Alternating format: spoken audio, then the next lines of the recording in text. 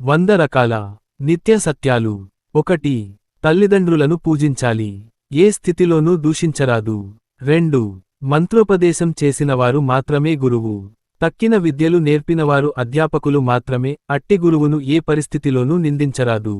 ఆయన ఎదురుగా కాళ్ళు చూపి కూర్చోరాదు. 3.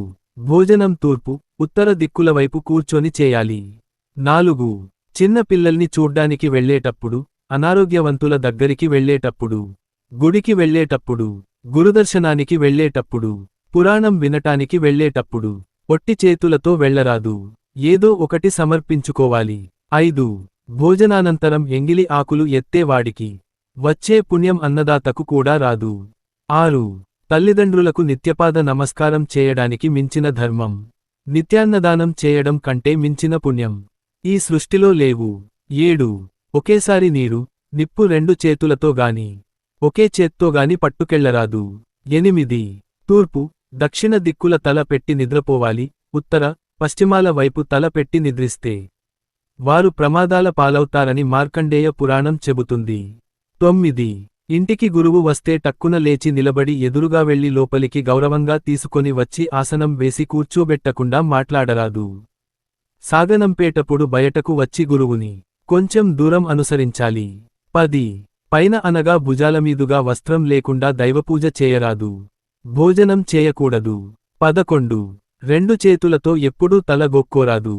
12. ఒకేసారి నీరు, నిప్పు 2 చేతులతో గాని, ఒకే చేత్తో గాని పట్టుకెళ్లరాదు. 13.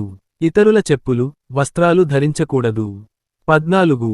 తెలిసినవారి మరణ వార్త విన్న వెంటనే గాని, పురిటి వార్త విన్న వెంటనే గాని కట్టుబట్టలతో స్నానం చేయాలి. 15. అన్నము తిన్నాక కంచంలో చేయి కడుక్కోరాదు. చేయి కడిగిన తరువాత ఆ చేతిని విదల్చరాదు. 16. నవగ్రహ ప్రదక్షిణ, పూజానంతరం తీర్థ ప్రసాదాలు స్వీకరించవచ్చు. 17. పిసినిగొట్టుతో, శత్రువుతో, అసత్యం పలికే వాడితో, భర్తను తిట్టే స్త్రీతో కలిసి భోజనం చేయటం మహాపాపం. 18. స్నానం చేయకుండా అన్నం వండరాదు. ఆ అన్నం తినరాదు. 19.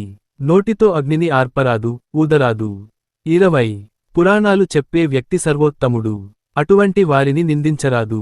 21. పుణ్యకార్యాల్లో చోళ్ళు, జొన్నలు, వెల్లుల్లి, ఉల్లి, చద్ది పదార్థాలు తినరాదు, ఉపయోగించరాదు. 22. కాళ్ళు కడుక్కొన్నాక తుడుచుకోకుండా తడి కాళ్లతో భోజనం చేయరాదు. 23. తడిసిన బట్టల నీళ్లు ఇతరులపై పడేట్లు విదిలించరాదు. 24. ఎట్టి పరిస్థితులలోనూ ఆత్మహత్య చేసుకోరాదు. అలా చేసుకున్నవారు